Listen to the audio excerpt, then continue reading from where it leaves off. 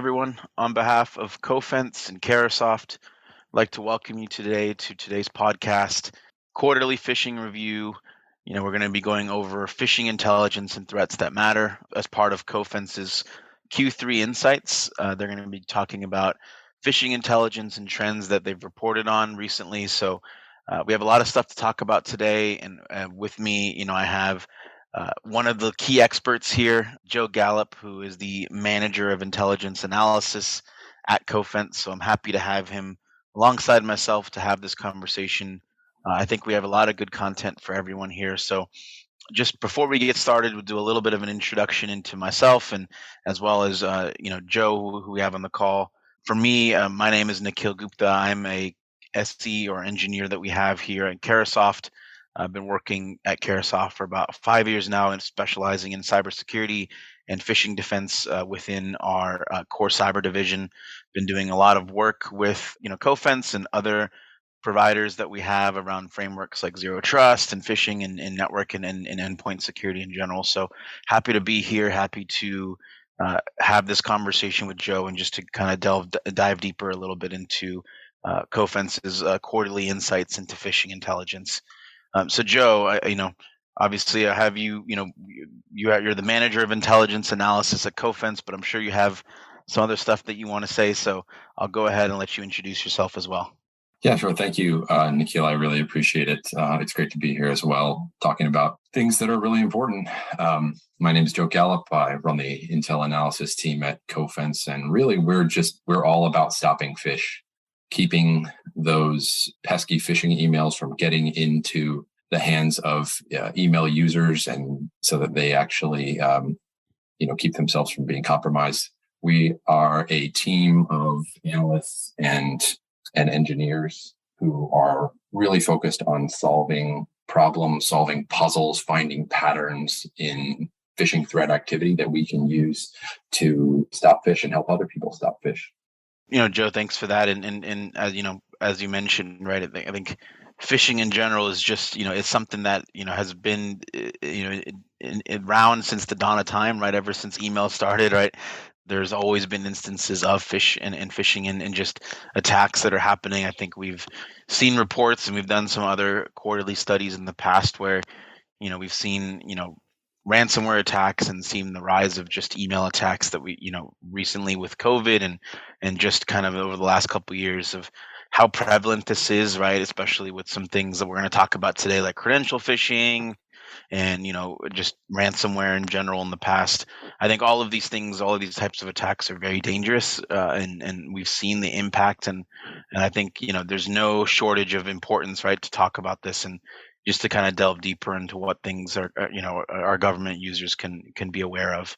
Yeah, we're definitely interested in finding those trends that we can, kind of pull out and identify and make sure that everyone knows what's important to look at, because it's easy to get caught up in things that either show up in the news or things that were important in the past and aren't necessarily important anymore. So we're really honed in on studying the trends, not only of getting out there and looking in the wild at what's being sent by the threat actors, but also what's actually making its way into people's inboxes, what's making its way past the secure email gateways and other security controls that are in place and actually getting into the hands of the users at companies across the country and across the world, really. And so we're learning from the wild. We're, keeping track of what's going on out there, but we also really want to be the network effect for people and security teams to learn from each other as well. And so other parts of Cofense are helping people. We have an arm called PhishMe that provides training resources and simulation resources to be able to train users to recognize phish. And once you do that, basically you've got a network of people, that human eyes that are trained, and we're kind of crowdsourcing a collection of, if you're reporting those emails, crowdsourcing a collection of suspicious emails from millions of trained human eyes among our customers. And so what we're doing in the intelligence team is taking a look at those emails. We are trying to pull out the trends, and we have the privilege really of and the fun, in a sense, of digging into these puzzles, determining which of those suspicious emails is actually malicious, and then diving deeper and figuring out what those malicious tactics, techniques, and procedures are that they're using.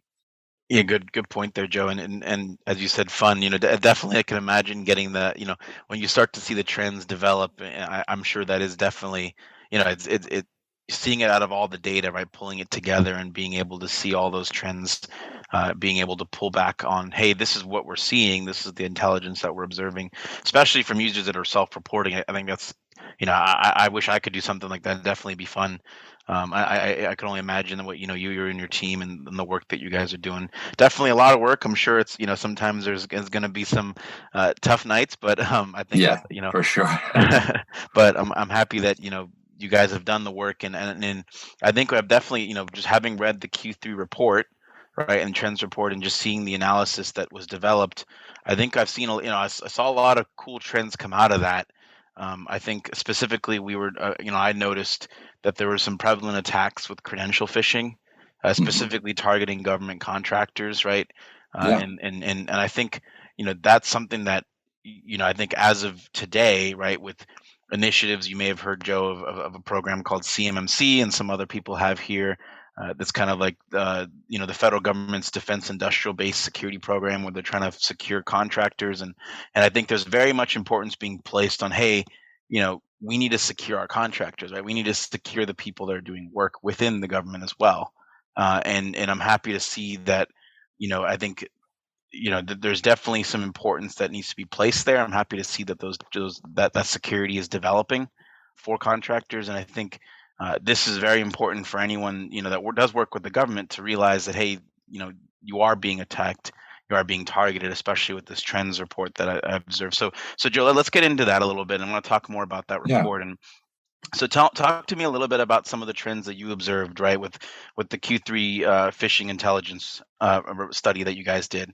I know you and your team definitely worked a lot on that study, had a lot of key points that came out of it. So to talk to me a little bit about some of the main things that you observed, and some of the ways that this credential phishing has been happening. Yeah, and like you said, the phishing problem has been around for a long time, practically as long as there's been email. And so it's, a lot of things, there's a lot of things you can reach back decades, and, and it's the same. But the important thing that we see, quarter to quarter, really every quarter, is that the phishing threat landscape's always changing. There's always something that's in flux, and the adaptation is really, the adaptations by the threat actors are really one of the key things that we need to track when they're learning that something's not working and they switch to something else.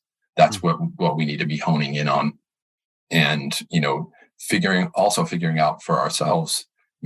Sometimes there are things that that the threat actors are doing a lot of in the wild, and we're seeing a lot of it in the wild, but there's a difference maybe between what's out there in the wild and what's actually hitting inboxes and what's actually really effective. So I think not everyone realizes that too, right, Joe? Because I think when some of us just look at phishing, we think of the same old, emails that we give, some of the stereotype emails we've seen in the past, like, hey, give me your information, or this is the IRS or whatever, we need your information, stuff like that. But yeah. You're right, it does change, and I think that is something that needs to be made more aware to people.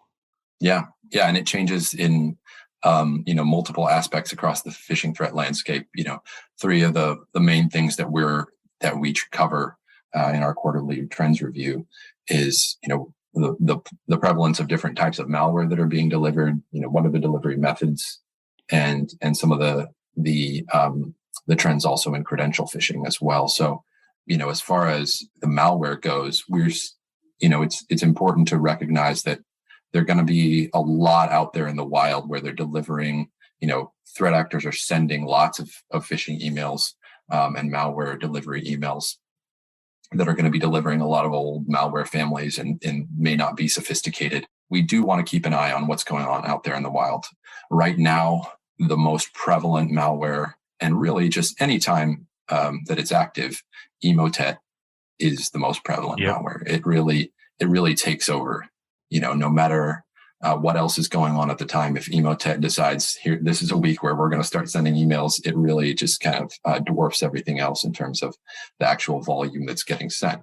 Among the top 5, in terms of malware types and malware families, what's getting sent these days, we're going to find, your usual suspects. Those are, loaders, keyloggers, information stealers, remote access Trojans, banker malware, and, some of the common names among the malware families as well. And Emotet always tops the list whenever it's active. And even if it's only active for a short period of time, you're going to see that it always shows up.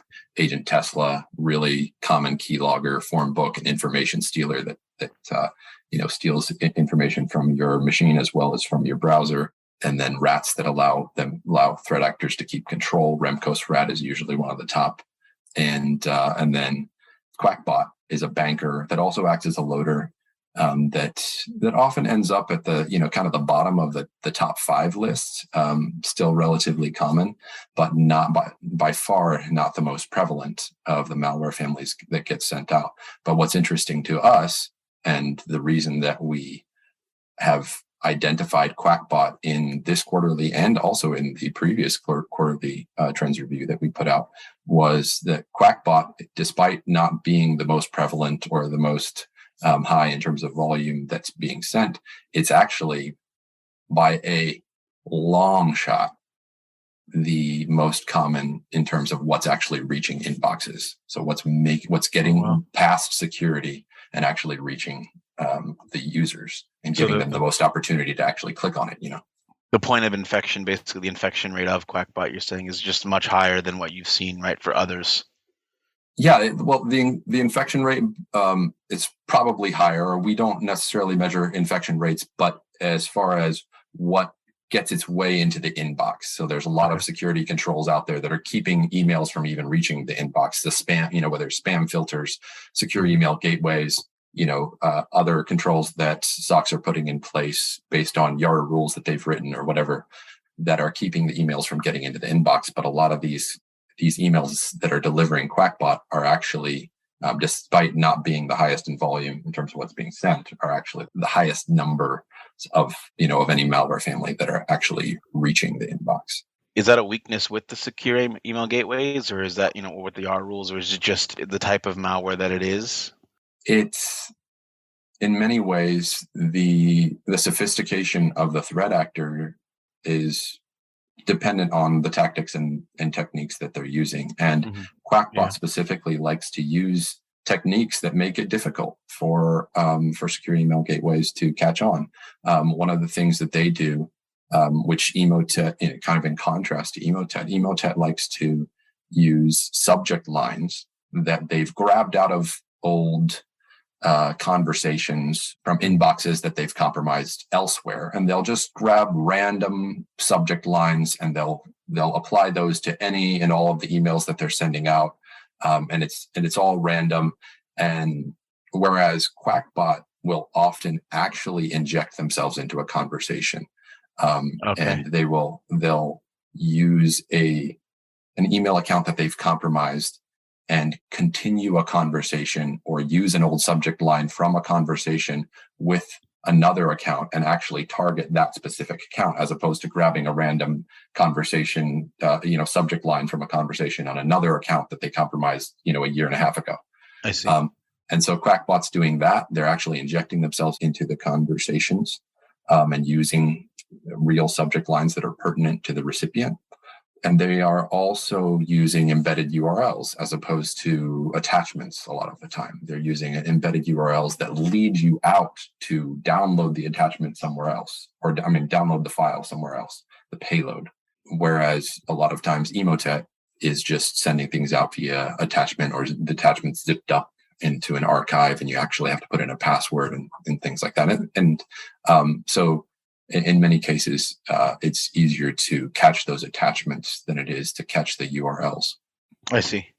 Yeah, so definitely just really targeted. It seems, what Quackbot is doing, and I think that's just in general, right? When you see a subject line that's pertinent to what you guys are doing, or if you see a targeted account that someone that you seemingly trust inside your organization, and then there's a link inside rather than an attachment, so it definitely gets passed and you click on it. Yeah, it seems like that would be something that, I mean, it could be easily missed, right? And it can, Yeah. and I can see why it gets past the detection methods that we see with secure email gateways. Basically, they're, with those embedded URLs, they're doing what credential phishing does. And it's one of the reasons that credential phishing is so much more prevalent these days than malware delivery, is that, it's so link dependent and as opposed to attachment dependent. And when you're using links, you have the opportunity to abuse trust that you don't get with email attachments, because there's nothing in that email attachment itself that says, hey, you can trust me, right?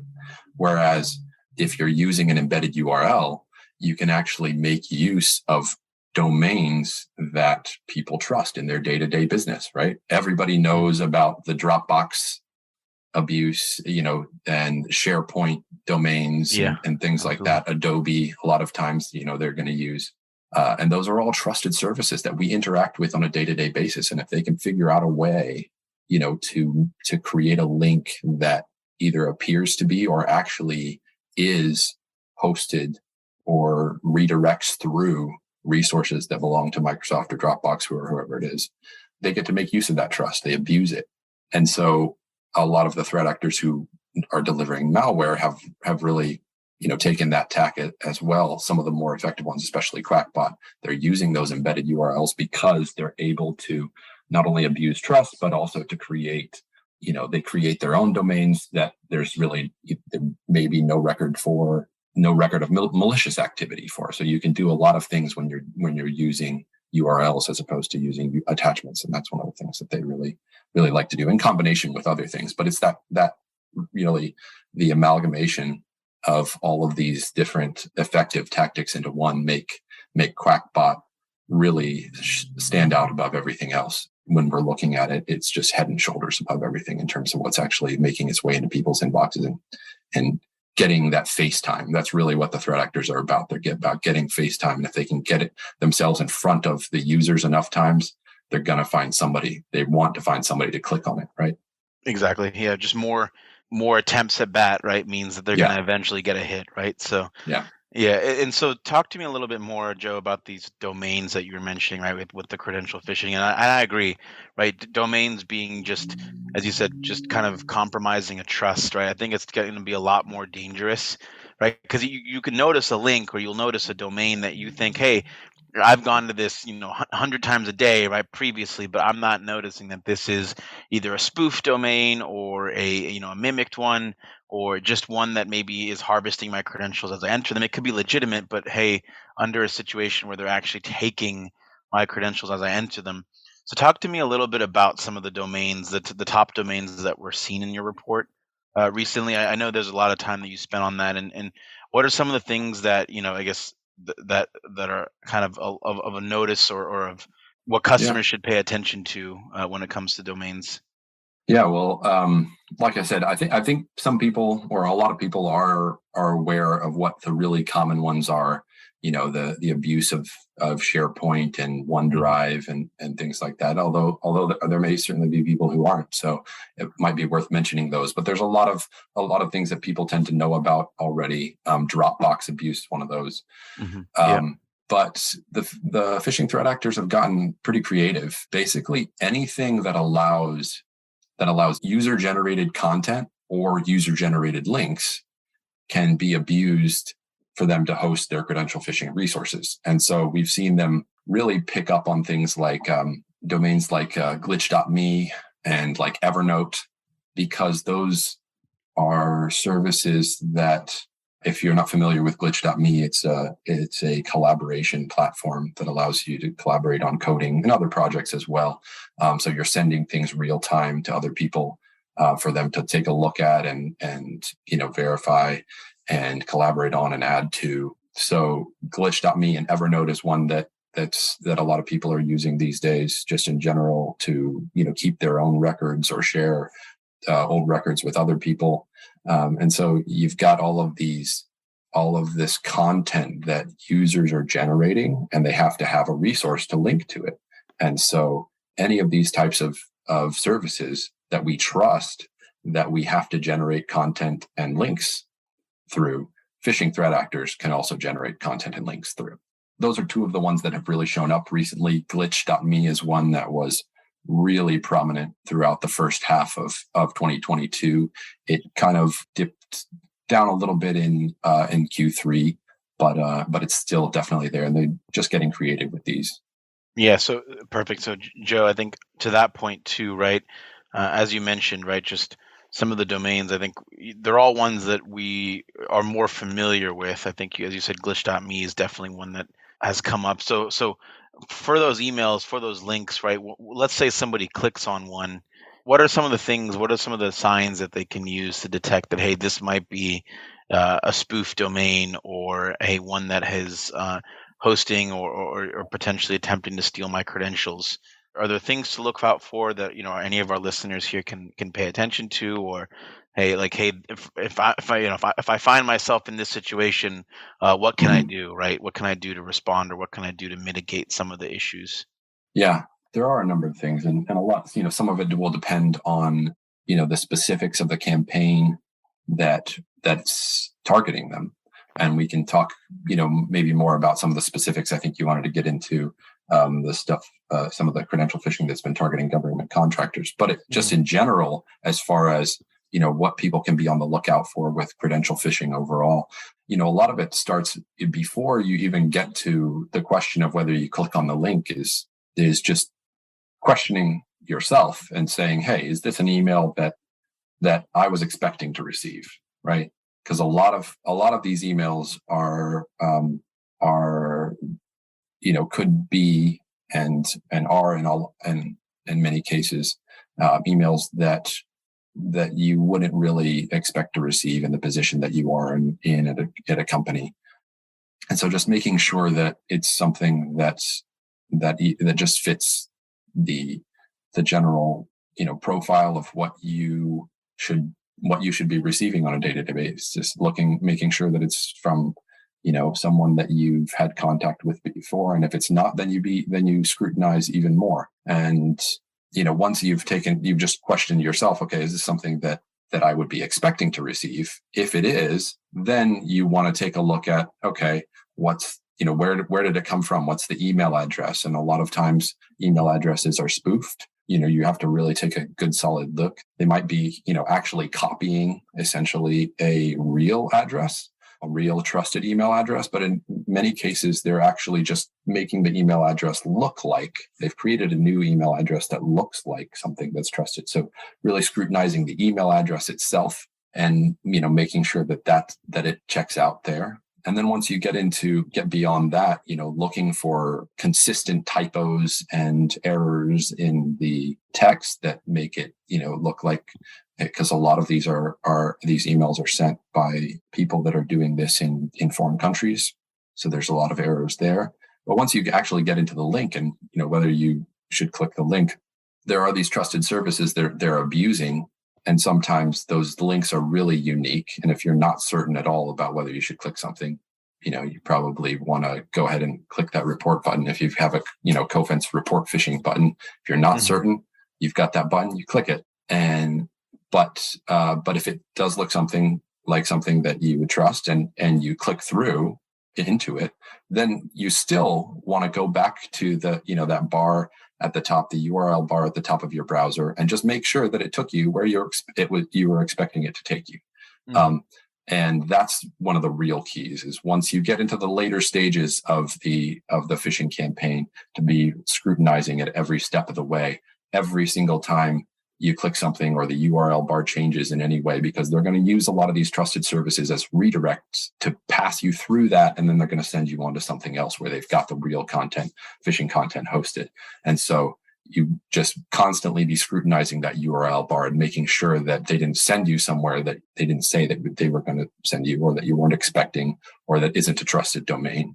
Perfect. Yeah, exactly. So I think, as you just mentioned, Joe, I think scrutinizing that domain, scrutinizing that URL as you see, to make sure there's no redirects.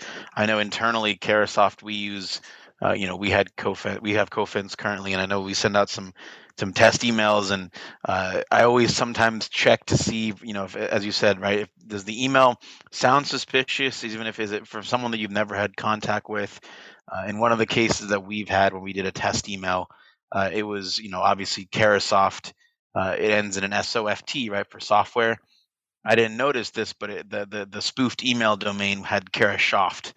Yeah, it was an extra H added, right? Gotcha. So things like Yeah. that, right? Those are always things that you should pay attention to. And at first glance, right, you might not notice if you're looking quickly, but as I think as warning to everyone, of course, just always be always scrutinize, always look, always just consult that domain or that email address that you're receiving that email from. Is it truly that person that you trust, right? And then if there is a link and you have to click on it, right, you to share something, just make sure that it isn't going to a spoofed website or one that's a redirect. So yeah, Yeah. Joe, thanks for that intelligence or that analysis there. One thing I want to add to, or I guess to kind of get towards the end of this, so that we're running, looking at the time here, Joe. We could obviously talk about this for hours, but when it comes to phishing in general, and I think with the campaign and the intelligence report that you guys did with Q3, I know we spoke about this in the beginning, but credential phishing for government contractors was a big result of the campaign that we saw for phishing back in Q3. So talk to me a little bit about what specifically made government contractors more susceptible. Hopefully the results, what were the results of the campaign? Is this something that we need to be aware of, or is this something that, are we in a doomsday scenario now, or what is the what were the results, and what should we look forward to, and what should we prepare for going forward, especially when it comes to that credential phishing attack that we talked about? Yeah. So one of the things that we looked into Q3 that you're referencing there is digging into a particular set of threat activity that was targeting government contractors or potential government contractors, and we've all heard about script kiddies, just unsophisticated threat actors that are just using scripts to send out in emails, and they're not very well crafted. And then we've got that on the other end of the scale, we've got these APT groups that are backed by governments, and they are sophisticated in a lot of different ways. And we've got a whole spectrum in between. And what was really interesting about this particular threat activity set wasn't necessarily a massive increase in volume, or that we're seeing an uptick in this recent quarter, but it's been really interesting. And talking about the fun of figuring out puzzles earlier, it's been really interesting to watch the development of this activity set and its sophistication over time. They've gone from being pretty simplistic in many different areas of the phishing, the credential phishing campaigns targeting government contractors, to being a lot more complex. They've changed the email contents. They've got, created more extensive email bodies and put in realistic logos. They've changed the contents of the lures. This whole activity set is based around the idea of sending out invitations to bid on government contracts, right? Oh, okay. And so they have an email that kind of introduces it all, and has information specific to the recipient, so that it looks like it's actually for the recipient. But then they have a PDF, and would generally have a PDF as the lure attachment in the email. And they've improved those over time. They've put in cover pages with believable and realistic logos and things like that. They've changed. They used to, at the very start 2 years ago, when we started watching this activity set, they used what seems like it might have been a real name of the actor that was doing this. But over time, they've changed to the point where now they're actually changing the metadata in the PDF to represent an author name that looks like they'll use actual, take the exact names from documents that they know of that are government documents and put that into the metadata so that it looks real. Wow. They're including in these PDFs a lot more technical information about the bidding process, telling people that you shouldn't try this. Once you get to the website, don't do it more than once, because then you'll ruin your chances. And that's their way of keeping people from figuring out what's going on. Yeah. They direct people at the very start. Don't do it. Don't submit more than once, because that's going to, ruin your bid.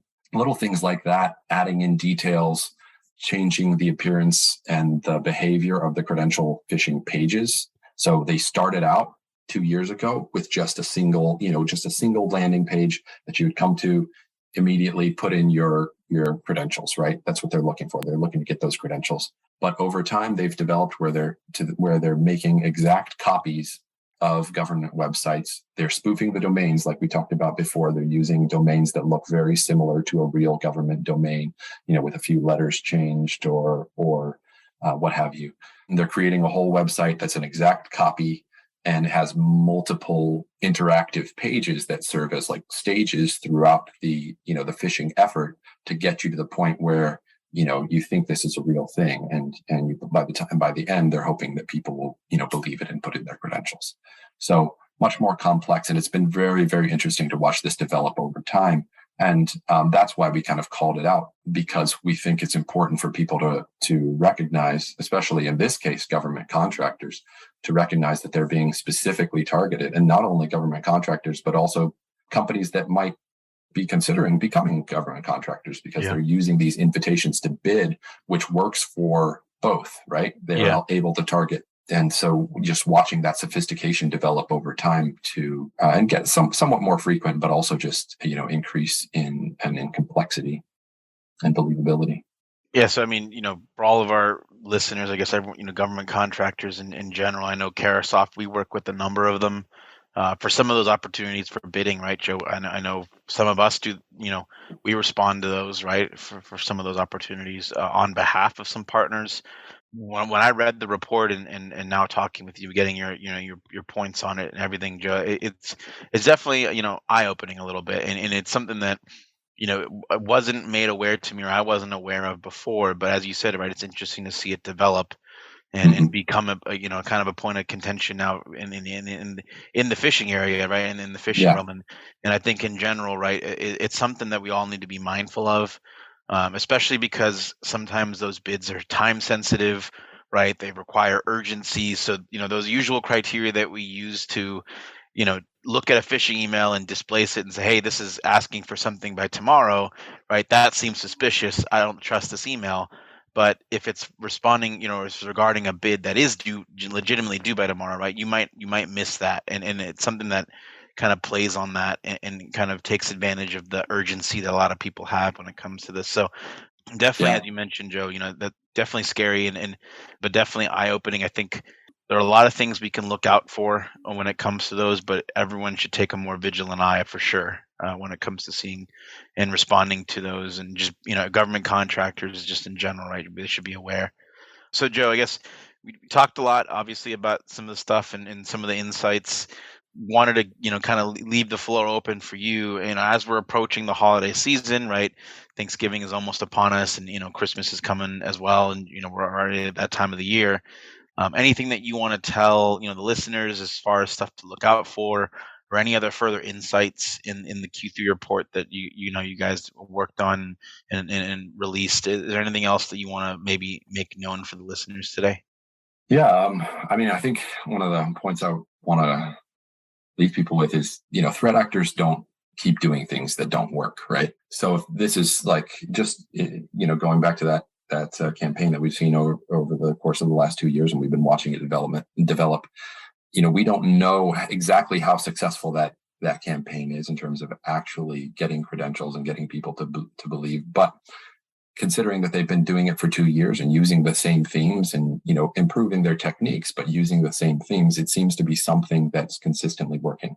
And there's really no time like the present for anyone who's in that area, but just also across the board everybody's receiving phishing emails everywhere. It's not just government contractors. Get yourself up to speed.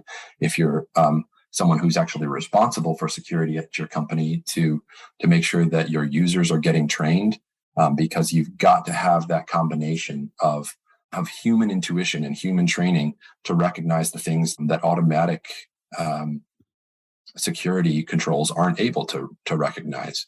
And so making humans not what we normally see them as, as the weakest link, but making humans a critical component of your security posture is really important So being aware of campaigns like this, keeping up to date and doing those simulations, like you were saying, is really important. As far as, specific to the holidays, as I said, their threat actors aren't going to do things that don't work. One of the things that they've been doing for years is using shipping themes. And this is kind of a more personal thing for individuals at various companies. They've used shipping themes for years, just general ones like, here's your confirmation number, Yeah. and look into this and click this link, and refund scams where they said, hey, thanks for your purchase, and you're like, I didn't purchase that, let me click over here, let me call this number, all that kind of stuff. And as the holiday season approaches and everybody's doing a lot more shipping, everybody's sending and receiving a lot of packages, there's probably going to be an uptick in the shipping theme. So just be really aware of that as well. Is what I would say to people just in general across the board, for this season as we're going into it. They're using them for a reason because they work. Don't let them work on you. Yes. Yeah, for sure, Joe, and thanks for that, and just really want to thank you for being here as well, Joe, and just chiming in and giving some of the analysis that you had, right, for Q3 trends. I learned a lot for sure, and hope our listeners did as well. And it's always good to hear from the expert, right? So again, just on behalf of Carahsoft and Cofense here, everyone, we want to welcome again, Joe. Thank you for participating and sharing your insights here. Yeah, thank you, Nikhil. It was great to be here. Sounds perfect. Joe, I want to wish you obviously, a great holiday season for the rest of our listeners as well. Just the same. And just as always, a reminder, guys, as Joe mentioned, I really want to harp on that point, right? Making your users, training your users, right, to be the front line, to be kind of like a front line of defense for you for phishing, for any of those emails that get past what you're already doing, right, with email security. All of those are going to be central components. I know Cofense, we work with them, and they're one of the leaders for sure in implementing stuff like that, and training users, and of course I always find the intelligence and threat, the trends reviews that you guys do at the end of every quarter to be so insightful. I'm happy to keep reading those, of course, and I hope the rest of the listeners, if you guys are interested, we can definitely forward some of those trend analysis reports to you. But with that, anyway, thank you so much, Joe. Thanks everyone for the time, and we'll definitely stay tuned for another installment, for another maybe next quarter, another podcast here. We'll come back and we'll do a repeat analysis here for future trends and maybe a Q4 report. But anyway, thank you so much. Thanks, Joe. Thanks, Nikhil. Have a good one.